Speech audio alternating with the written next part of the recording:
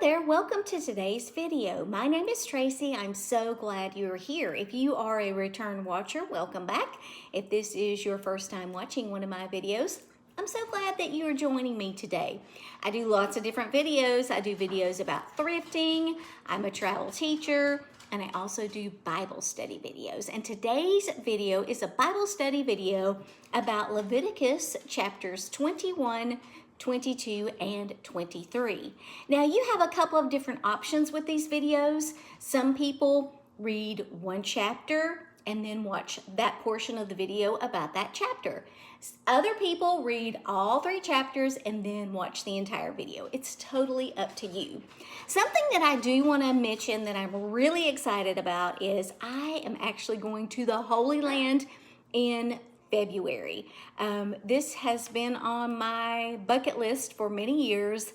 I have always had the desire to go walk where Jesus walked and see the things that I have been reading about in the Bible for many years. And because part of what I do is thrift, I am actually in the process of thrifting my way to the Holy Land. I'm seeing if I can earn enough from flipping products I thrift to pay for my trip. So I will put the attached video here. I'm doing a series of videos actually. So if you want to follow along on my journey, you can. But let's go ahead and jump into our first chapter today, which is Leviticus chapter 21. Now we know the book of Leviticus has to do with a lot of different rules. And for this chapter, these rules deal specifically with the priests during this time period. It gives a list of all of the things that priests are prohibited from doing. Some of them can be kind of surprising, and some of them are just general things that we would expect priests today to continue to adhere to. The book or the chapter starts out like this. It says, "The Lord said to Moses, give the following instructions to the priests, the descendants of Aaron." And it begins by talking about the things that they shouldn't do that would make themselves ceremonially unclean. It talks about the type of woman they are allowed to marry. It also talks about, it gives special instructions about the sacrificial system and who could and couldn't be allowed to make sacrifices.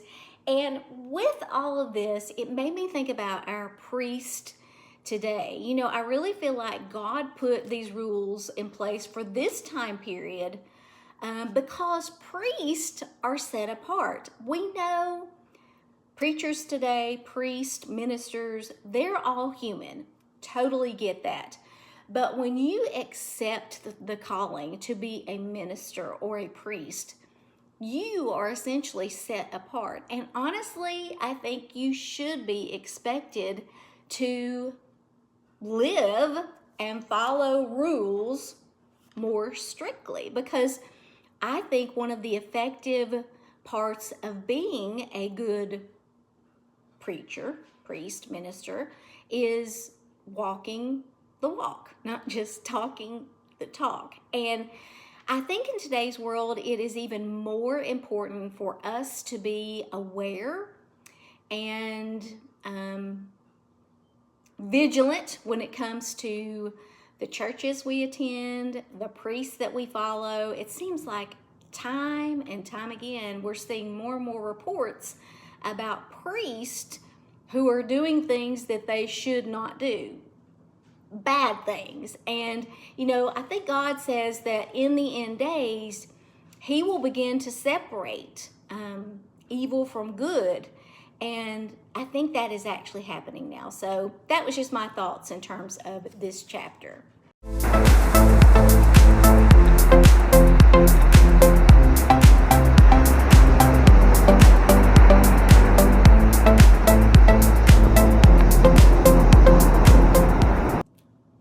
Leviticus chapter 22.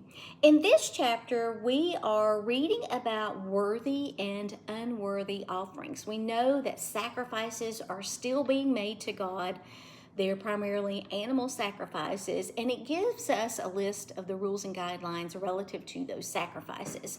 Now, it's important to note that a lot of times animals who had any type of blemish were not allowed to, or were not acceptable as a sacrifice. And you may be wondering why. Well, if you think about this sacrificial system, this was before Jesus died on the cross, and God expected the best to be sacrificed. We know that when Jesus later finally dies on the cross, he is the only perfect human that has ever walked or will ever walk on this earth.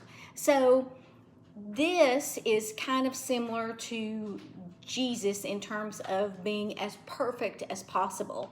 Something interesting I wanted to share with you, you may or may not be aware of this, but part of end times prophecy lets us know that the temple will be rebuilt in Jerusalem and sacrifices will begin again.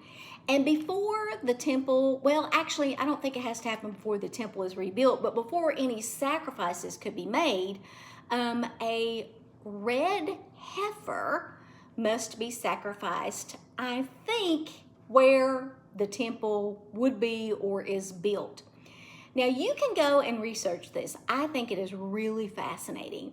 There have been efforts in the past few years to find the perfect red heifer that would meet these guidelines. And that this heifer, it has to be red, of course, but it cannot have even one hair on its head that is, or on its body, that is a different color. So even still today, Jewish people who are working to put together this sacrifice that must happen as part of end times, they're currently searching for that perfect red heifer to be that sacrifice. So I encourage you to look that up and read more about it.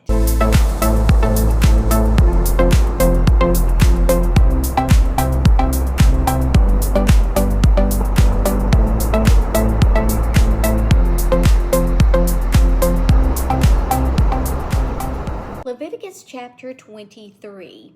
This is kind of a more upbeat chapter in the book of Leviticus. It's dealing with seasons and festivals. And the Jewish people celebrated lots of different festivals. I want to share with you some of the festivals that are mentioned here and the significance of those festivals. So you've heard of Passover. That was one of the festivals. It was a one-day festival, and it reminded the people of God's deliverance. The second is the Unleavened Bread Festival. This actually lasted 7 days. It reminded the people they were leaving the old life behind and entering a new way of living. The next is the First Harvest Festival that lasted 1 day. Reminds the people of how God provided for them. You have a Final Harvest / Pentecost Festival. Again, 1 day, showed joy and thanksgiving over the bountiful harvest. Trumpets Festival, or Festival of Trumpets, was 1 day. It expressed joy and thanksgiving to God. The Day of Atonement was 1 day, restored fellowship with God, and the Shelters Festival was 7 days and renewed Israel's commitment to God and trust in his guidance and protection. And even though we may not celebrate these festivals today, God encourages us to think about the holidays that we do celebrate. What do they represent? How do they tie to God? Are they encouraging us to thank God and to be grateful? Or do we celebrate some things that maybe God would not approve of? So something that we can all reflect on in terms of things that we celebrate in our lives today. So there we have it, Leviticus 21, 22, and 23. Thank you guys so much for watching. I really, really appreciate it. Be sure to hit the subscribe button, and I will see you next time.